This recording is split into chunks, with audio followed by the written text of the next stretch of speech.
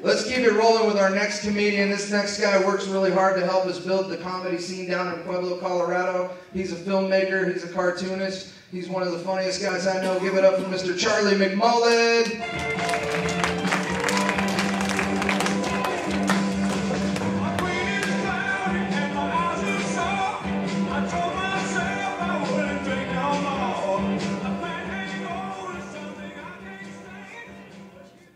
Usually whenever I do Loonies, I have a joke for whatever song they use to bring me up. I got shit. I've never heard that before. What was that song? None of you have heard it before either. Get your playlist, Pat. Come on. Like Joe, I was recently at a hip-hop show, and I think the guy on stage knew it was my first time, because he just told me what to do.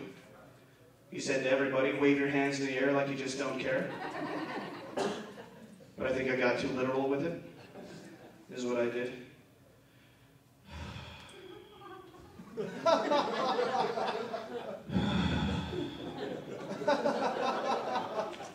What I did was wave my hands in the air like I had nowhere to turn. That's how much I didn't care. I have an idea. It's an amendment to the social contract, maybe just a small addition. If you're missing fingers, it's okay. Just warn a guy before you fucking shake hands with him. A couple years ago, I had this landlord. I'm not like a really observant guy, so I didn't notice anything was off about him, but the first day I was there, I was like looking around. He was showing me, you know, here's the rooms, and there's a toilet that'll work most of the time. And I signed the lease, and I shook his hand. I was like, you know, I'm looking forward to this. Thank you very much for taking my lease. And what I did on the outside was, it was really good to meet you. What I did on the inside was, gross! Jesus Christ! Oh my God, man! What the fuck happened to your hand? Come on! You're my landlord? When shit breaks, I'm gonna have to call you? I'm gonna have to get that fucking guilt trip whenever the sink starts leaking. You're gonna come over, say, I noticed you couldn't take care of this with your 10 fingers, but whatever. It's not fair. Really, just warn a guy before you shake hands. That's all that I ask. It's okay for missing fingers. I'm not gonna judge anybody. You can still do most things. Just warn a guy before you shake hands. I don't like what the video industry is becoming. You know what I'm saying? Redbox and Netflix and instant streaming and shit like that. I don't like the way we're headed with this. Used to be if you wanted to rent gay porn, you had to go to a pop and pop-owned video store. Those days are long gone. Speaking of that, Colorado Springs, by and large, are you for gay marriage? I am too. I think it's great. When it comes to gay marriage, I'm kind of torn. One guy. That's not the joke, it's just sometimes I get to laugh. Thank you. Torn. He's talking about his anus. When it comes to gay marriage, on this side, I'm all for it. I don't think any human being should be denied the right to form a union with someone they love. I think it's a beautiful thing and it's for everybody. But on the other hand, I don't like how they're demanding the right. It's because, do we have any gay people here? Willing to acknowledge? There you go. I don't know if you know this about straight people, but we look for every fucking excuse not to get married. Any excuse. And if we had the excuse of it's illegal, we wouldn't be fucking throwing it away like that. That's the perfect excuse. If I had been gay when I got married, I would have loved to have been able to say this to my wife. I said, look, I want to get married. Of course I do. Your brother, who calls me joke fag and broke my wrist when he was trying to show me a wrestling move, I would love nothing more than for him to be part of my family. But it's illegal. Take up the children. It's a perfect excuse. If you're straight and you're not for gay marriage, it doesn't mean you're a hate-mongering bigot for most of you. Some of you, there's no going back. But most of you, it doesn't mean, it's not completely born of hate. What it means is that you just haven't had that moment that every straight person has when you empathize with the gay community in a way that you thought you never would.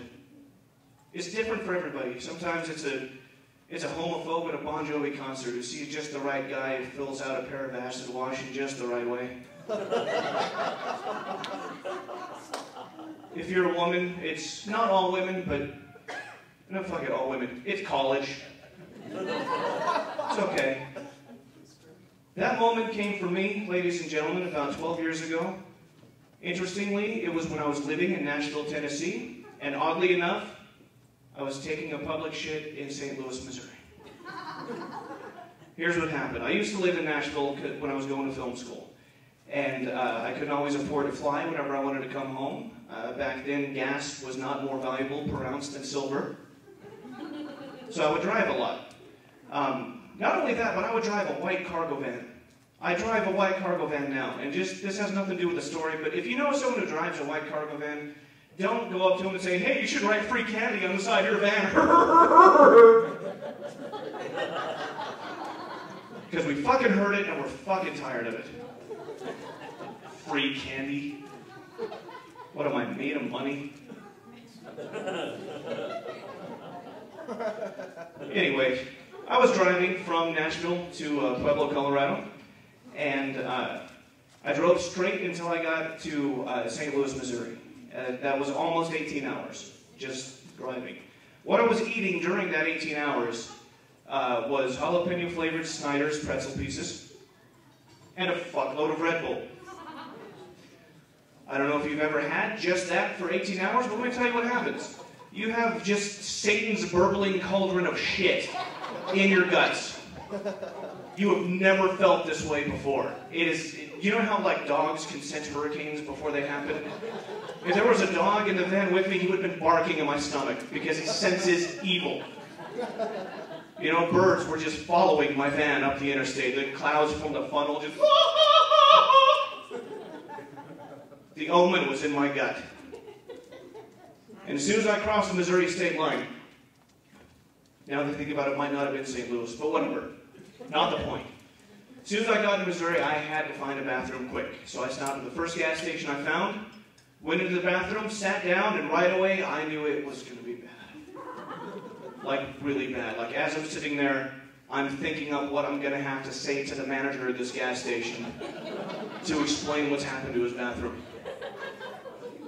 I mean, like, am I going to have to, like, break a mirror and turn on the sink? Like, am I going to have to make it look like there was a plumbing accident in here to explain why everything is just covered, just carpeted with shit? This is what I'm thinking as I'm sitting there, and then it started to happen. I'm going to explain this feeling that I had, ladies and gentlemen. Yes, it was pain, but it was also pride. It was accomplishment. And I felt like a survivor. Now, I'm not usually this guy, but I could not stop myself from taking a peek before I flushed. Do you guys know what I saw? Yes, it was shit.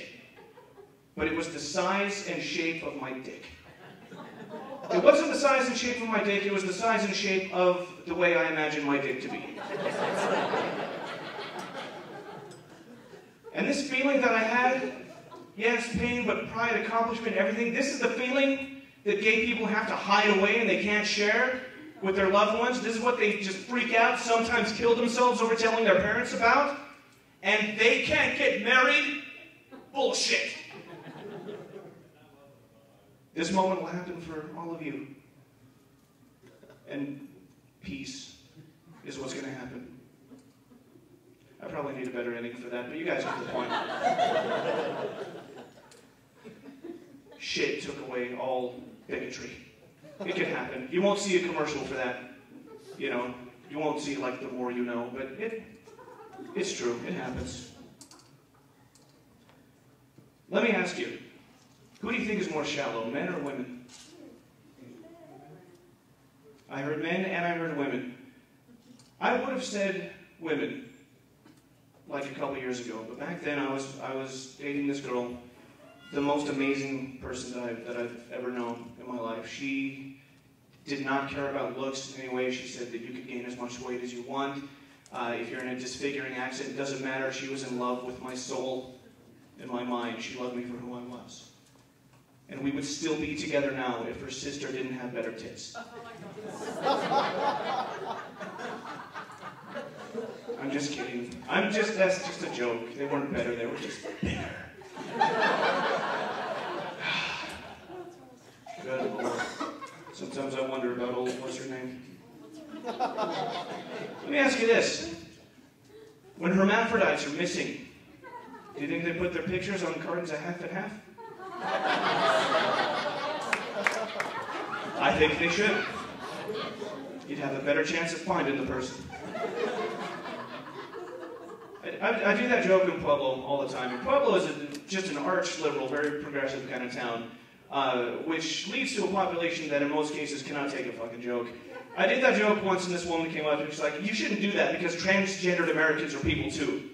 And I said, listen, first of all, stop talking like that because Jesus Christ. It's just annoying. But second of all, I'll have you know that one of my best friends is a hermaphrodite. In fact, she's a performer. She does this song, little bit cunty, little bit cock and balls. With the right accompaniment, fucking tear to the eye.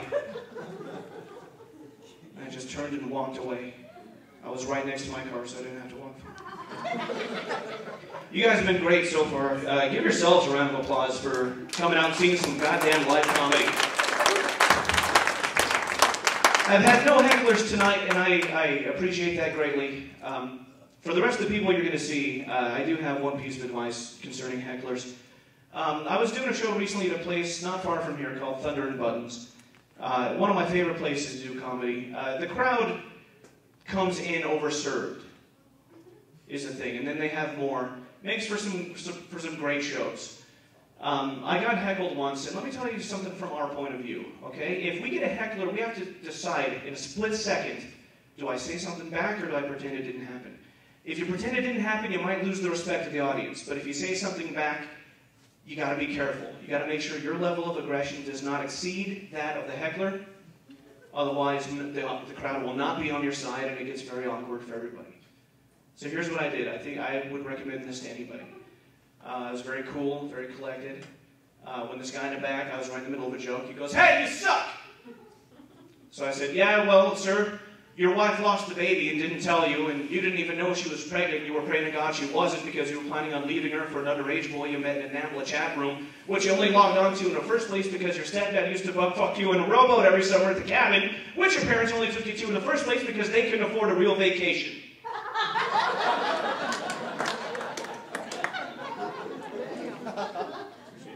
And the crowd fucking parted. He walked right up to me, looked me right in the eyes like he's standing right here, and he says, "You're right, I'm sorry." My name's Charley McMullen. Thank you very much, guys.